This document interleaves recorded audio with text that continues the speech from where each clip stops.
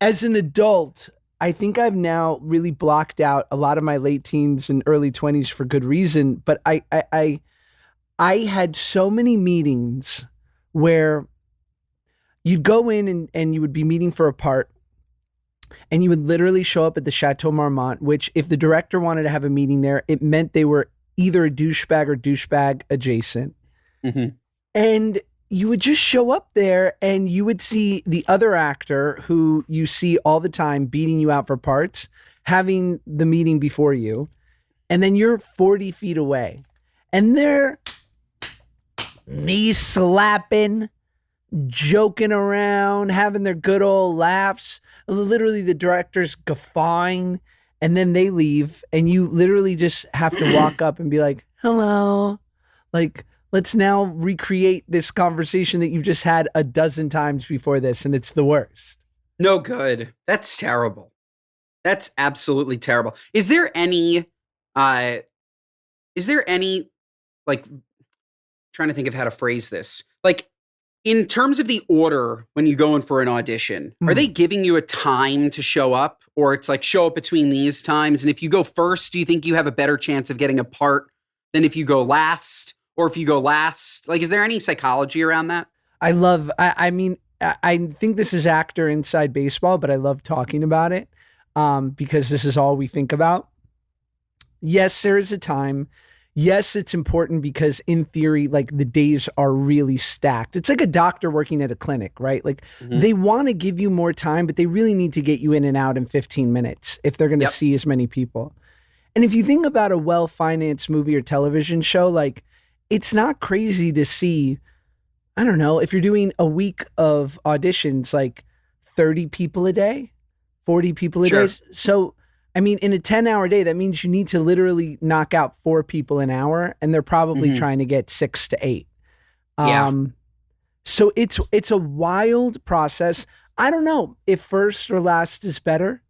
I've had it both ways. I've been the guy who went in first, and they were like so great, and for days were like so great, and then you just know someone randomly came in at 4:00 on a Thursday and was a little better, and so great goes to.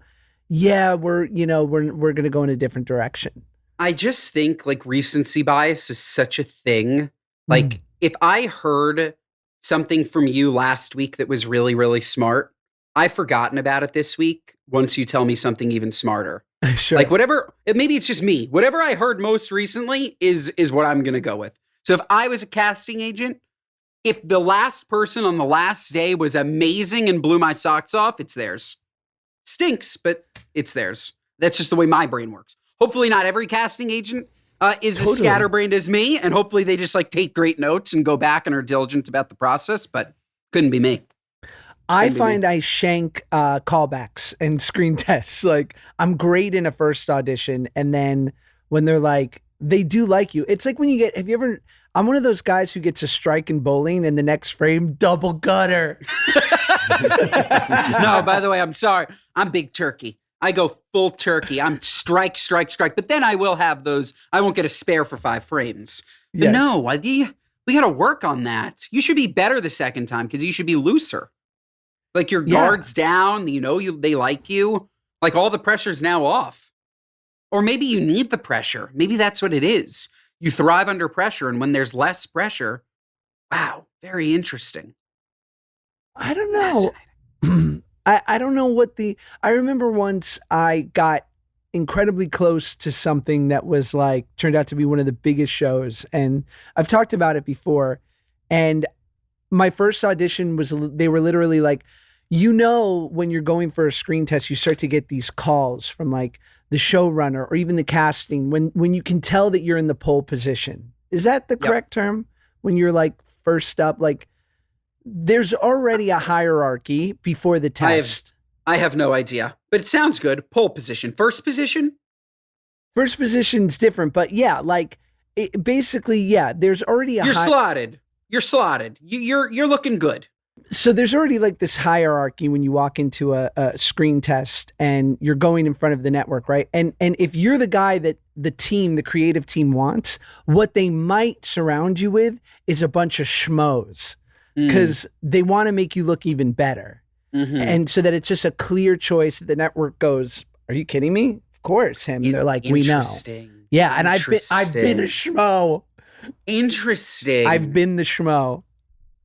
So fascinating. Such a game. Cat and mouse game. Wow.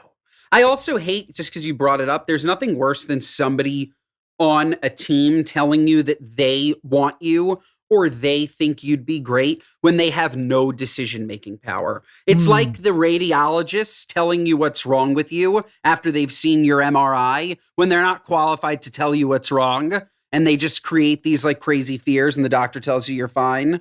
Weird analogy, I know. But yeah, I just feel like people who don't have decision-making power should no longer tell you that they think you're great for a part because it only gets hopes up. No? Like, how many times has that happened to you? I think you're great, Josh. You're in the running. Sorry, no. Because it wasn't that person's choice. It's all, you know what? I think you're great for every part. It's not my choice. God bless you. 25 years of doing it, I've really made my peace with it, is that when I get an audition, I feel like I've done the work in which I can really figure out what my take is on this thing and do the best version of it the way I think it should be done. Here's you are paying me. You're not really paying me, but you're paying for this space, right? So I'm coming in on your dollar. You've rented a office. You're here, and you want to find the right guy in theory, and so my job is to come in and be like, listen, I worked hard. I interpreted the writing. Here's my opinion on how this should be done, and then it's up to you to be like, close, but try this or that, or no, it's not right. We want Miles Teller. And I'll be like, why am I here? Just offer it to Miles. Oh my God. Why am I here? Like, oh man, I can't say his name, but I saw this and not Miles Teller, this other kid who I go up against for roles at this audition the other week. And I was like driving in and I'm like, I'm about to book this. And I saw his face and I'm like, no, I'm not. And, and I didn't get it. And I don't know if he got it. I don't even want to look. Like, there's got to be like a way to sabotage, though. Like, if you know you're going up against somebody, is there ever just the thought, like, I don't know, like send them a DoorDash with a little salmonella or like something, like, that you're like in the running. Like, is there, I don't know, trying to think what else you could do. Yeah. Like fleece the valet guy to lose his car or like something to make him late. Maybe you can do a phone app that can beam to their phone like a natural emergency. You know those emergency alerts? Like he's about to go in to do his callback and he goes, oh my God, the second tower was hit. Sorry. Yeah. This is fucked up. No, it's not. It's good. We need to book more roles.